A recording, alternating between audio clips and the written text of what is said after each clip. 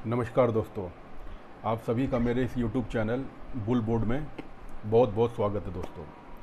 आज मैं आपसे जिस स्टॉक के बारे में बात करने जा रहा हूँ उसका नाम है दोस्तों वोडाफोन आइडिया। और ये आजकल दोस्तों शेयर मार्केट में सबके ज़ुबान पे है। क्यों? इसलिए कि ये दोस्तों अपना 18,000 करोड़ रुपए का FPO लेके आया है दोस्तों। देखिए, कई लोग बात कर रहे हैं कि इसमें उनका मूव क्या होना चाहिए। ये मेरी अपनी पर्सनल राय है दोस्तों। ये मेरा एक डिस्क्लेमर है, सिंपल सा मेरा एक डिस्क्लेमर है कि मेरे इस चैनल को देख करके आप कोई भी ट्रेड लेंगे, आपका अगर कुछ भी प्रॉफिट या लॉस होता है तो उसकी जिम्मेदारी दोस्तों आपकी होगी। मैं और मेरा चैनल इसकी कोई जिम्मेदारी नहीं लेगा। इस चैनल पे मैं अपना एक only and only I am sharing my experience. मैं अपने यूट्यूब का एक्सपीरियंस ही आप तक शेयर कर रहा हूँ। यहाँ पे किसी भी स्टॉक को, किसी भी ऑप्शंस को ख़रीदने या बेचने की कोई रिकमेंडेशन नहीं है। आपको जो भी शेयर लेंगे, रखेंगे या सेल करेंगे, अपने बुद्धि पे, अपने अपने एनालिसिस पे ही आप अपना फ़ैसला लें। यहाँ पे आप केवल मेरा एक्सपीरियंस ही देखने आते हैं। तो ये एक एजुकेशनल चैनल है दोस्तों। ये मेरा एक डिस्क्लेमर है। अब टॉपिक पे आते हैं, वोडाफोन आइडिया। देखिए दोस्तों, मेरी अपनी राय ये है कि जो कंपनी लाखों रुपए के कर्ज में डूबी हुई है, जहां से कस्टमर भाग रहे हैं, और इस टफ कंपटीशन में दोस्तों, इस कंपटीशन के दौर में जहां पे अच्छी से अच्छी कंपनियां को भी प्रॉफिट अर्न करने में दिक्कत हो रही है, वहाँ पे ये कंपनी, जिसका लोग नाम भी भूल गए हैं, आप में से जो भी लोग मेरा वीडियो देख रहे हैं, आप ये बताइए कि आप में से कितने लोगों के पास वोडाफोन आइडिया का सिम कार्ड है। एक समय था मेरे पास भी वोडाफोन का सिम कार्ड था, एक नहीं दो दो थे दोस्तों, लेकिन आज नहीं है। वोडाफोन से मेरी कोई दुश्मनी नहीं है, एयरटेल से मेरा कोई संबंध नहीं है। मुझे केवल अच्छा सर्विस और उस कंपनी को देखना है शेयर मार्केट में जो प्रॉफिट कर रही है। शेयर मार्केट में दोस्तों इमोशन से काम नहीं चलता है। पहली बात तो ये, आप इमोशनल हैं, अच्छी बात है, मैं भी हूँ, लेकिन शेयर मार्केट दोस्तों इमोशन से नहीं चलता है। इमोशंस को रखो अपने घर के अंदर। शेयर मार्केट में इमोशन से काम नहीं चलता है दोस्तों। यहाँ पे आपको ऐसे ऐसे फैसले करने होंगे। अच्छी अच्छी कंपनियाँ जो कि जिनका समय ख़राब है और वो वाकई में ख़राब है, उनसे आपको पल्ला झाड़ना होगा। जो कंपनियां आपको किसी ज़माने में प्रॉफिट दिया करती थी, अगर उनका समय ख़राब है, देखिए दोस्तों, कुछ समय के लिए समय ख़राब हो तो उस समय उस कंपनी से भाग जाना ये बुद्धिमानी नहीं है। लेकिन अगर उसका मैनेजमेंट ठीक ना हो, ठीक फैसला नहीं कर पा रहा हो, इस टफ कंपटीशन में वो सरवाइव नहीं कर पा रहा हो, तो एक समय ऐसा आता है जहाँ पे आपको उस कंपनी को छोड़ देना चाहिए। और अगर छोटा मोटा लॉस है तो उस लॉस को लेकर के बाहर आ जाना चाहिए। इसमें कोई इमोशनल होने की ज़रूरत नहीं है। वोडाफोन आइडिया दोस्तों, अभी तो इसको बहुत लंबा सफ़र तय करना है। इस शेयर मार्केट में बहुत अच्छे अच्छे शेयर्स हैं दोस्तों। आप लोग सोच समझ करके ये मत सोचिए कि कम कम रुपए में मिल रहा है, मैं अधिक क्वांटिटी में ले लूँगा और मुझे झटपट फ़ायदा हो जाएगा। दोस्तों, ऐसा आपकी अपनी मर्ज़ी है। मेरे पोर्टफोलियो में वोडाफोन आइडिया नहीं है और अभी लंबे समय तक वो नहीं आएगा। मैं तो सिर्फ उसी स्टॉक्स को अपने पास रखता हूँ जिसका कम से कम बैलेंस शीट अच्छा हो। जिसके चर्चे हों।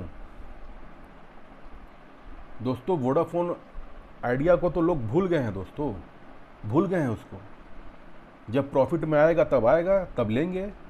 अभी क्यों, अभी अपना पैसा उसमें क्यों डालना, क्यों फंसाना।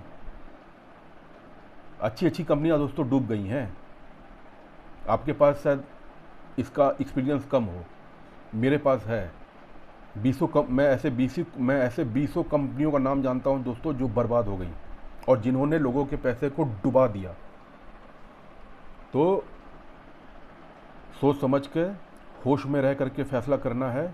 अच्छी अच्छी कंपनियां हैं दोस्तों, उसकी तो कमी है ही नहीं यहाँ पे।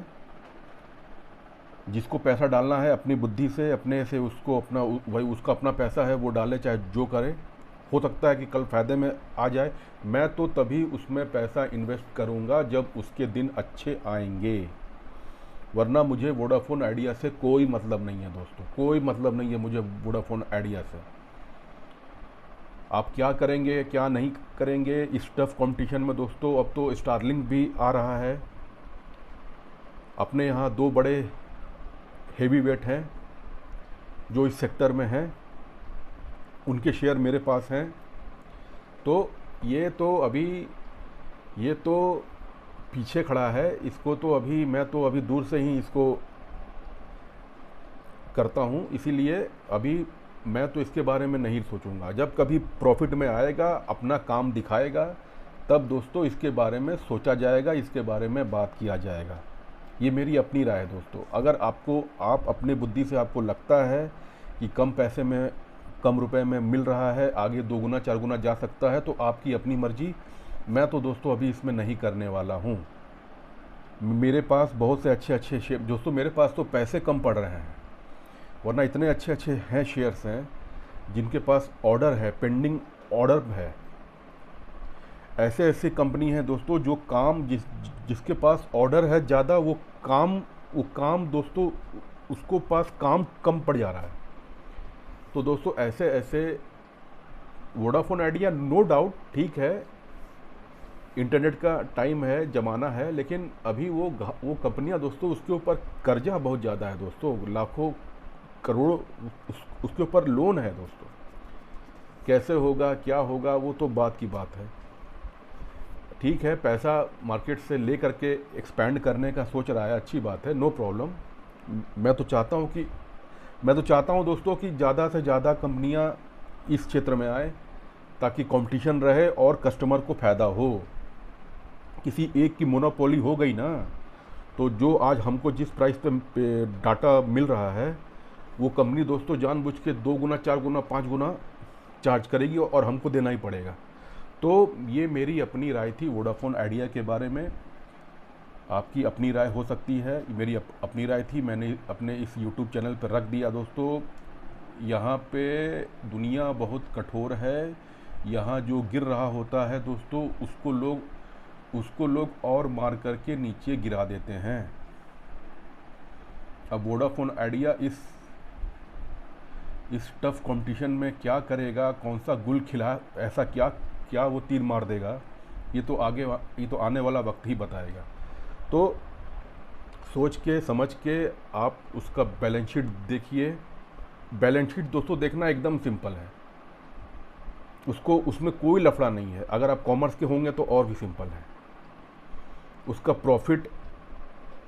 प्रॉफिट एंड लॉस, उसका एसेट, उस कंपनी पे कितना बोझ है, कितना कैश इन हैंड है दोस्तों, क्या है उसके पास, ये सब दोस्तों सिंपल है। आप खोलिए, आपको समझ में आएगा दोस्तों। मुझे तो अभी उसमें कोई इंटरेस्ट नहीं है। सबसे अच्छा है उसका बैलेंस शीट देखिए, लास्ट 2-3 साल का, कम से कम दोस्तों 3 से 5 साल का उसका आप एनुअल दोस्तों, साल दर साल का उसका आप बैलेंस शीट को देखिए। आधा घंटा पौने घंटा टाइम दीजिए उसको, क्योंकि आप जब पैसा उसमें इन्वेस्ट कर रहे हैं तो शॉर्ट टर्म के लिए तो आप कर नहीं रहे हैं। तो जब आप लॉन्ग टर्म के लिए कर रहे हैं तो क्या आप आधा घंटा उसका बैलेंस शीट नहीं देख सकते हैं क्या? तो शॉर्टकट में काम मत कीजिए, बैलेंस शीट को देखिए, समझिए, और आपको लगता है कि ठीक है तो आगे आपकी इच्छा, आपका पैसा, आपका प्रॉफिट, आपको लॉस। दोस्तों अभी के लिए इतना ही। और भी किसी इम्पोर्टेंट टॉपिक पे मैं अपना वीडियो लेकर के आऊँगा। आपसे एक विनती है, आपको ये वीडियो अच्छा लगा हो तो इसको लाइक कीजिए, मेरे इस चैनल को सब्सक्राइब कीजिए, और जो उसका बेल आइकन है उसको दाब दीजिए, ताकि मैं जब भी कोई ऐसा वीडियो ले करके आऊँ अपने एक्सपीरियंस पे तो इसका लाभ आपको हो। और कंजूसी मत कीजिए, संकोच मत कीजिए, अपने किसी चाहने वाले को मेरा ये चैनल फॉरवर्ड कर दीजिए ताकि उसको भी इसका लाभ मिले। दोस्तों मैं वोडाफोन आइडिया के लिए ये प्रार्थना कर हूँ कि वो भी उन्नति करे, वो भी आगे जाए, उसमें भी कई लोगों का जॉब है। दोस्तों वो कंपनी आगे जाएगी, बहुत अच्छी बात है। मैं तो चाहता हूँ कि 4-5 और 8-10 कंपनियाँ दोस्तों इस क्षेत्र में आ जाएं। अपना देश बहुत बड़ा है दोस्तों, बहुत जगह पे फास्ट इंटरनेट का फैसिलिटी नहीं है अभी, तो इसीलिए दोस्तों अभी के लिए इतना ही। आगे और वीडियो लेकर के आऊँगा। मेरा वीडियो देखने के लिए बहुत बहुत दोस्तों धन्यवाद। Thank you friends.